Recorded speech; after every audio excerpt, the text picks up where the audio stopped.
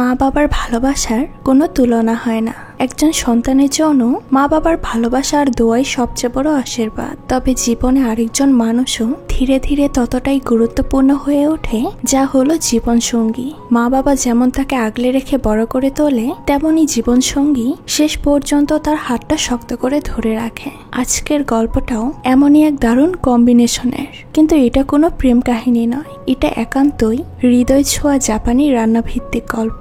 2018 সালে মুক্তিপ্রাপ্ত cinema ramen shop. বিশ্বাস করুন, পুরো গল্পটা দেখলে আপনার হৃদয় একেবারে আনন্দে ভরে উঠবে।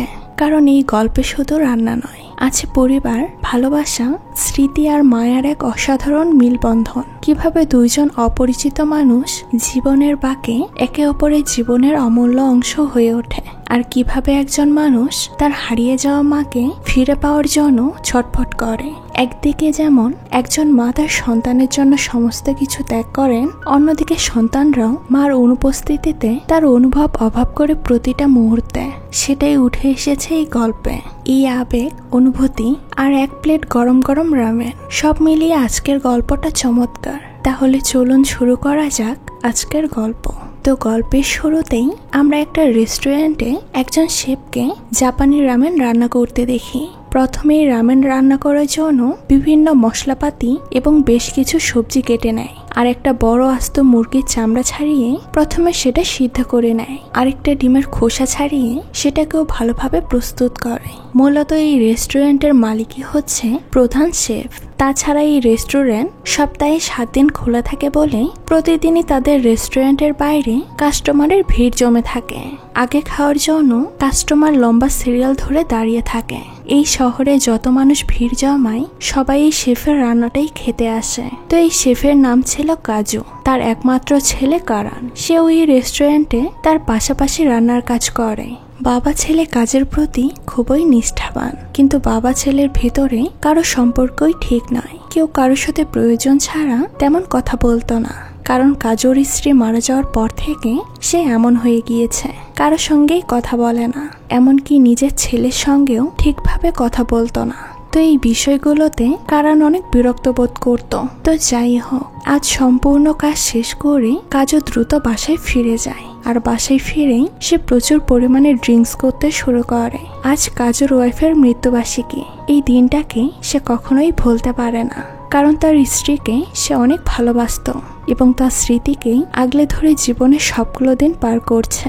এদিকে কারণ তার বাবাকে নিয়ে খুবই হতাশ, কারণ সে কখনো বাবার দায়িত্ব পালন করে না। বাবার দায়িত্ব শুধু খেতে পড়তে দিলেই শেষ হয় না, সে কেমন আছে, কি করছে, সেই সবেরও খোঁজ রাখতে হয়। কিন্তু কাজু কখনো কারণকে জিজ্ঞেস করে না যে সে কেমন আছে, কি খেয়েছে, কোথায় যাচ্ছে। তো দেখা যায় কারানের সঙ্গে তার চাচা মাস্তুর সম্পর্ক বেশ ভালো। কারানের সব দুঃখ কষ্ট সে তার চাচার সঙ্গে শেয়ার করত। আজ কারান কথায় কথায় তার বাবার এসব আচরণে যে সে বিরক্ত, এই কথাটা বললে মাস্তু তাকে বুঝিয়ে বলে, মূলত তোমার মা মারা যাওয়ার পর থেকেই তোমার বাবা এমন হয়ে গিয়েছে, তুমি তাকে শুধু শুধু ভুল বুঝছো। এরপর মাস্তু গিয়ে তার বড় ভাইকে সবকিছু বুঝিয়ে বলে। সে বলে, তুমি বাবা হয়ে যদি এমন করো তাহলে ছেলে কি নিয়ে থাকবে। তবে তাতেও কাজু তেমন কোনো রেসপন্স করে না। তারপর রাতে কাজু তার রুমে গিয়ে প্রতিদিন যে জায়গায় শুয়ে থাকতো সে জায়গায় জড়সড় হয়ে শুয়ে থাকে। তখন কারান রুমে এসে তার বাবাকে এই অবস্থায় দেখে দ্রুত তার গায়ে একটা চাদর দিয়ে যায়, কারণ কারণ তার বাবাকে অনেক ভালোবাসতো। তারপর কারণ তার রুমে এসে ল্যাপটপ নিয়ে প্রতিদিনের মতো সিঙ্গাপুরের একটা রান্না ওয়েবসাইটে রান্নার রেসিপি দেখে। তার এই রান্নাগুলো খুবই ভালো লাগতো। তাছাড়া কারণের মা বাবা দুজনেই শেফ। তো কারণ রান্নার ওয়েবসাইটে একটা মেয়ের রান্নার ব্লগ আর ভিডিও প্রতিদিনই দেখতো। কারণ তার একজন বড় ভক্ত, কারণ তার ভিডিওতে সে প্রতিদিন কমেন্টস করত। রান্না কোথাও বুঝতে অসুবিধা হলে তাকে ইনবক্স করে মেসেজও করত। আর এর ফলে তাদের দুজনের সঙ্গে প্রায় চ্যাটিং হতো। তবে দুজনেরই কখনো সামনাসামনি দেখা হয়নি। মেয়েটা থাকতো সিঙ্গাপুর আর কারণ থাকতো জাপান। মেয়েটা সবসময় চায়না আর সিঙ্গাপুরের খাবার একসাথে মিক্স করে একটা রেসিপি তৈরি করত। তো পরের দিন সকালে কাজু আর তার ছেলে একসঙ্গে খাবার খেতে বসে, কিন্তু দেখা যায় পুরো খাবার শেষ হয়ে যায়, কিন্তু কেউ কারোর সঙ্গে কোনো কথা বলে না। যে যার মতো নিচু হয়ে খাবার খেয়ে উঠে যায়। কিছুক্ষণ পর কারণ রেস্টুরেন্টে গিয়ে দেখে তার বাবা অজ্ঞান হয়ে নিচে পড়ে আছে। তাকে দ্রুত হসপিটালে ভর্তি করা হলে ডক্টর জানায় তার বাবা মারা গিয়েছে। প্রথমে মা আর পরে বাবাকে হারিয়ে কারণ ভেতর থেকে পুরোপুরি ভেঙে পড়ে। সে কি করবে কোনো কিছুই বুঝতে পারে না। যেমনই ছিল তার বাবা চোখের সামনেই ছিল। কারণ তার বাবার মৃত্যুর পর কাজুর রুমে আসে এবং সেখানে থাকা একটা সুটকেস দেখতে পায়। কারণ সেটাকে খুলে দেখে সুটকেসে খুবই যত্ন সহকারে তার মায়ের রেখে যাওয়া জিনিসপত্র সাজানো আছে। এগুলো কাজু তার স্ত্রীর স্মৃতি হিসেবে রেখে দিয়েছে। এখানে কাজুদের বিয়ের পরে বিভিন্ন ছবি এবং কারণের ছোটবেলার ছবির অ্যালবামও দেখতে পায়। এসব কিছু দেখে কারণ বুঝতে পারে তার বাবা তাকে অনেক ভালোবাসতো। তার মনে এত কষ্ট থাকায় সে কারোর সঙ্গে কথা বলতে পারতো না। কারণ তার মায়ের একটা ডায়েরিতে দেখতে পায় কারণ যখন প্রথম হাঁটা শেখে তখন তার পায়ের ছাপ নিয়ে তার মা এই ডায়েরিতে রেখে দিয়েছে। এসব কিছু দেখার পর কারণ অনেক ইমোশনাল হয়ে যায়। কারণ সে বুঝতে পারে তার মাও তাকে অনেক ভালোবাসতো, কিন্তু সে বোঝার আগে কারণের মা এই পৃথিবী থেকে চলে গিয়েছে। আর তার বাবাও তাকে ভালোবাসতো, কিন্তু সে সেটা কখনোই বুঝতে পারেনি। তো যাই হোক, কারণ আরো জানতে পারে কারণের মার সিঙ্গাপুরে একটা রেস্টুরেন্ট ছিল।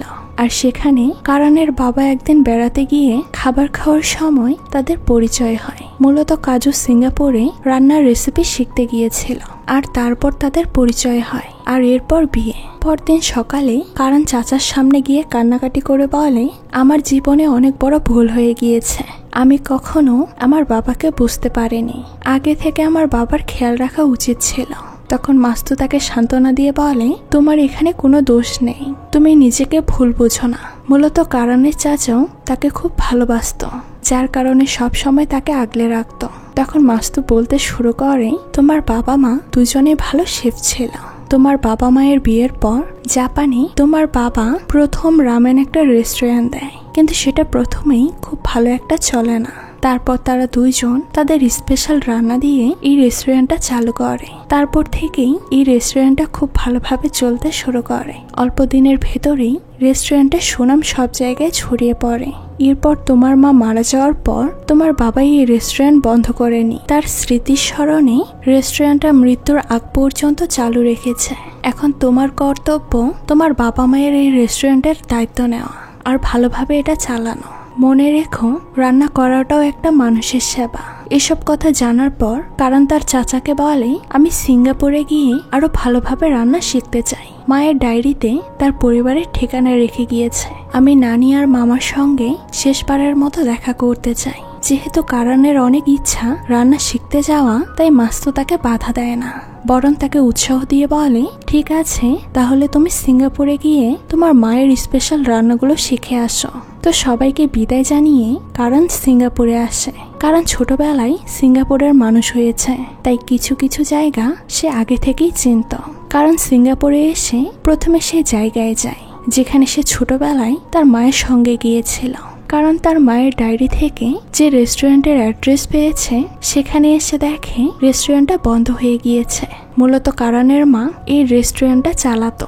কারণ মনে করেছিল এই রেস্টুরেন্ট থেকে সে হয়তো তার নানি আর মামার খোঁজ পাবে, কিন্তু তেমন কিছুই হয় না। কারণকে সেখান থেকে খালি হাতেই ফিরতে হয়। ফ্ল্যাশব্যাকে দেখা যায় কাজু আর তার স্ত্রীর কিভাবে সিঙ্গাপুরে দেখা হয়েছিল। কাজু একজন জাপানি শেফ ছিল।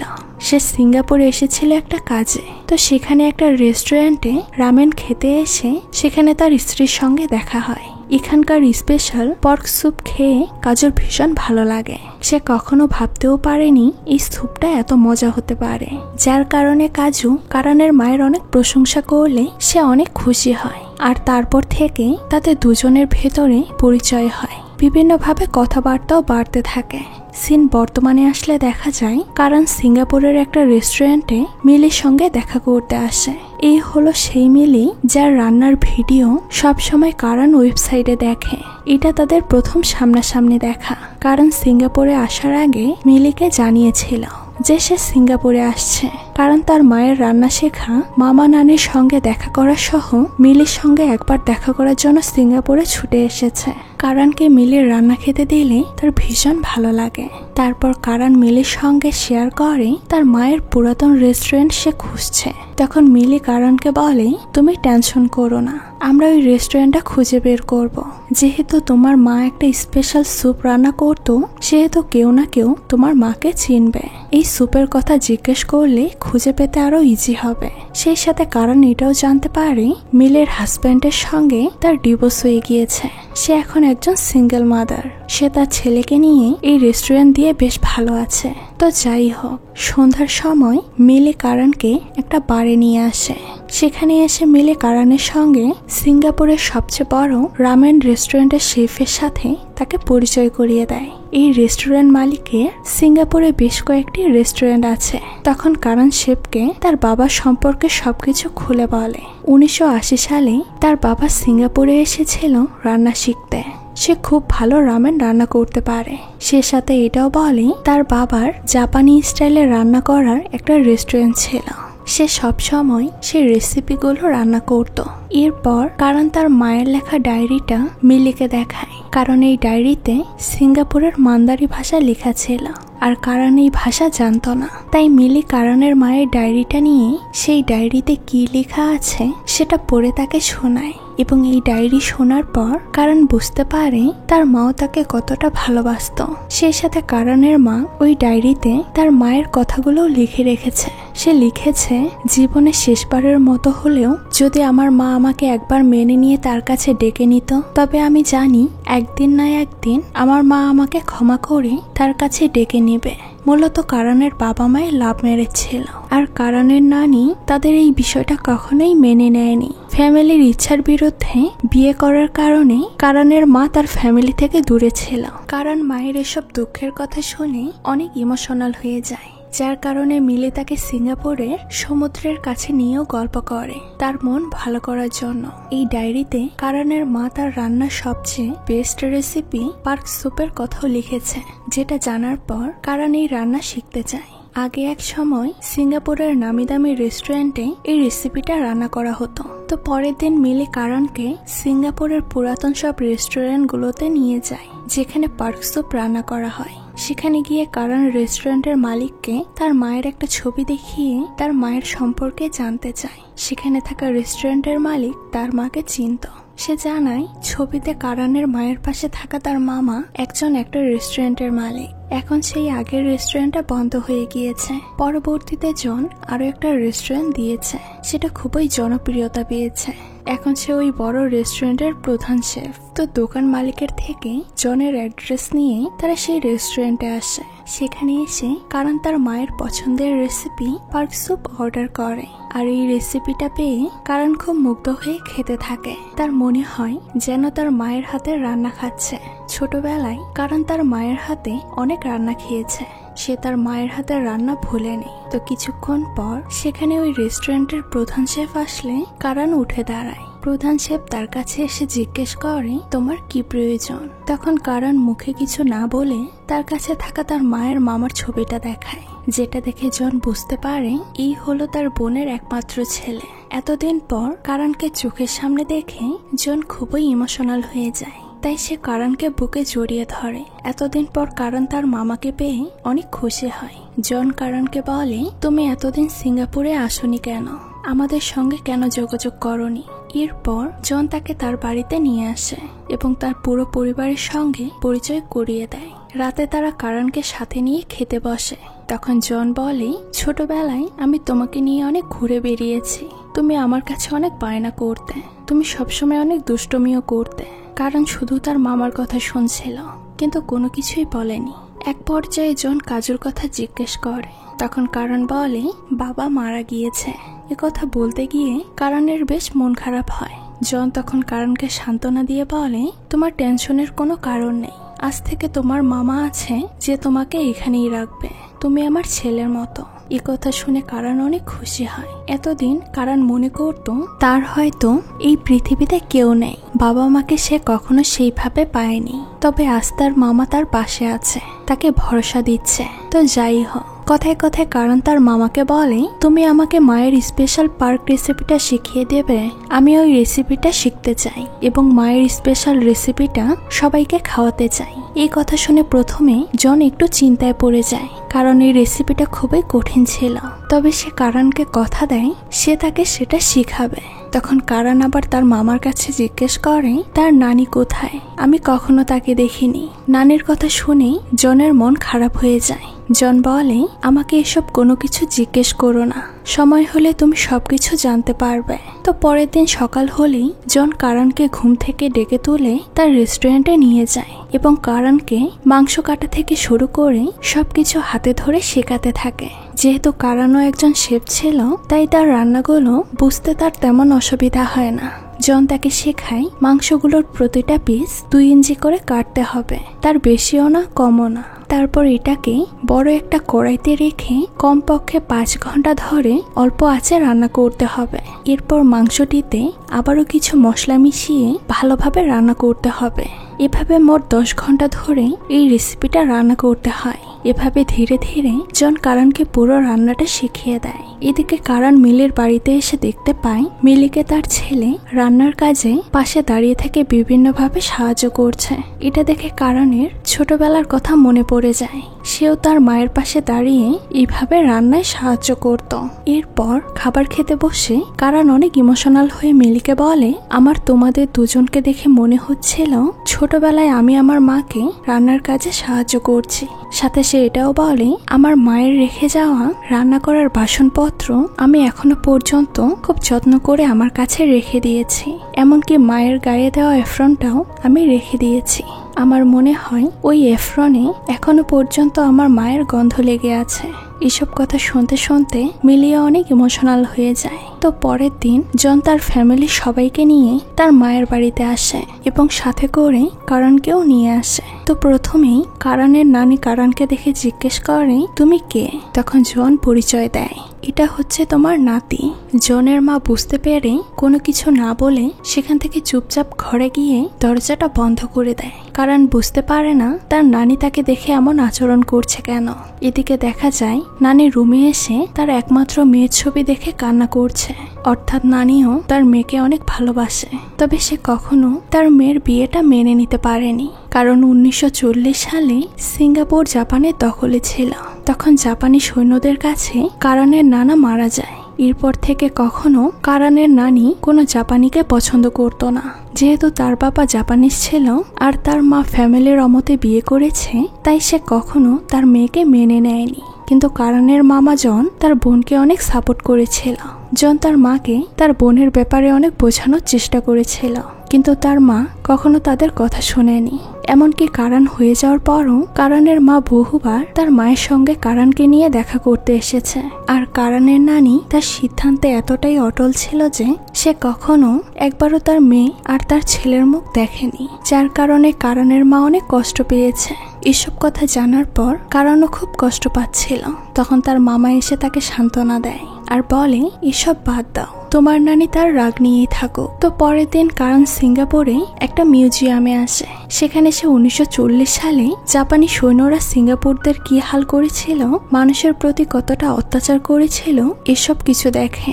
এক পর্যায়ে এসব কিছু দেখে কারণের মনে হয় হয়তো তার দাদির রাগ ঠিক আছে। আবার তার মনে হয় একজনের রাগ সে কেন অন্যজনের উপর দেখাবে, তারা তো কিছুই করেনি, যা করেছে দেশের লিডাররা করেছে।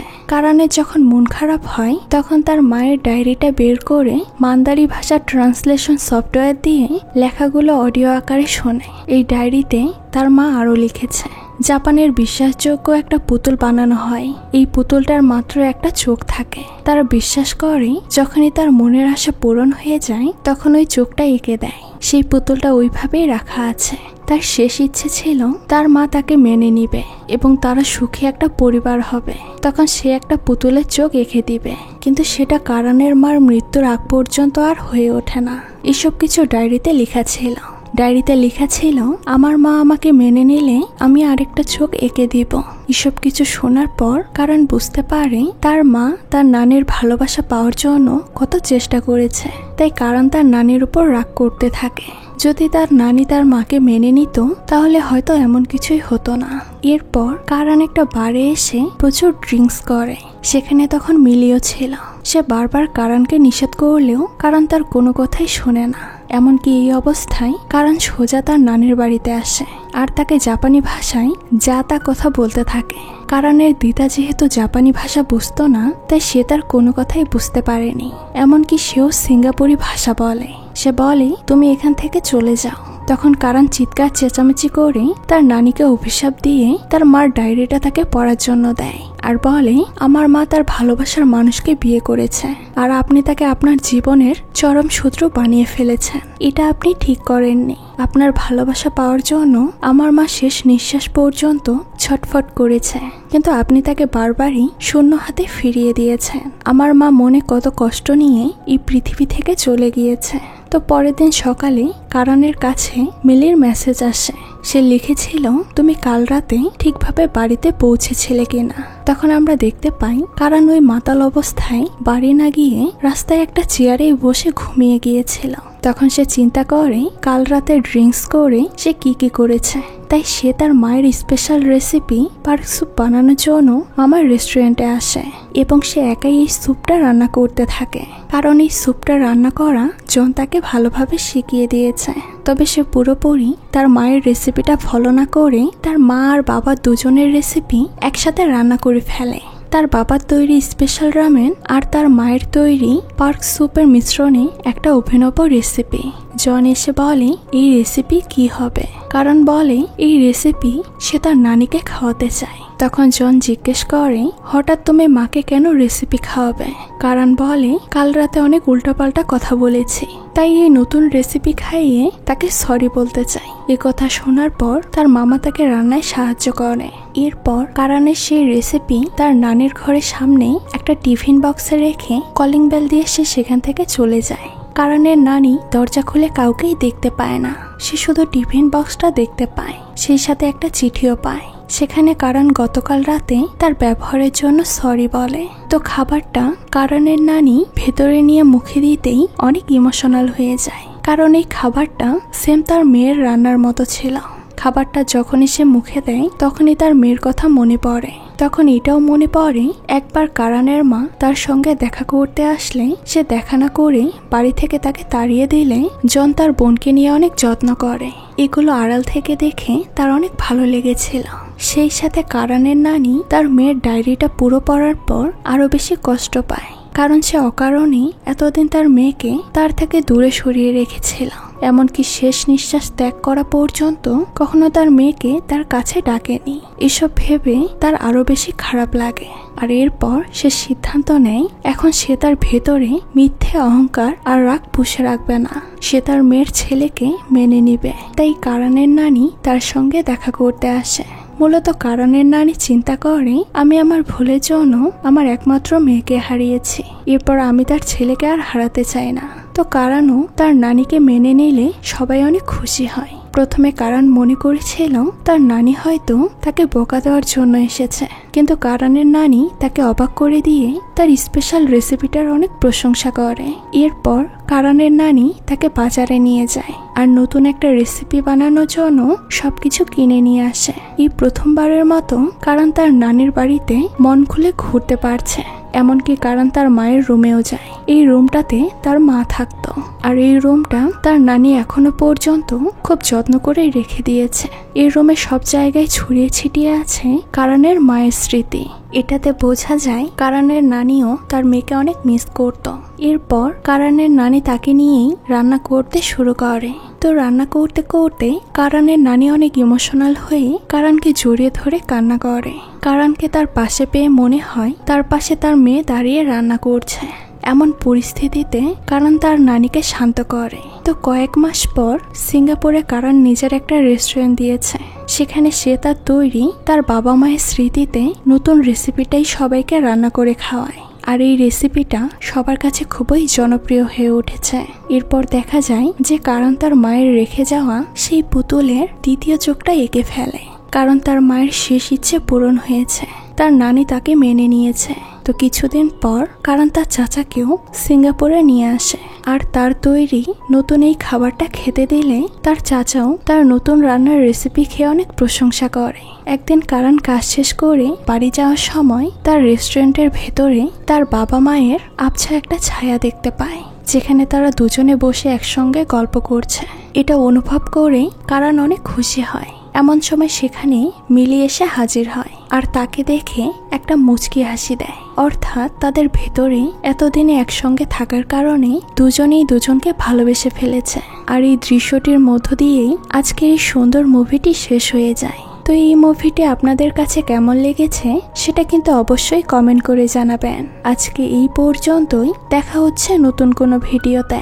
সেই পর্যন্ত সবাই ভালো থাকবেন। আল্লাহ হাফেজ।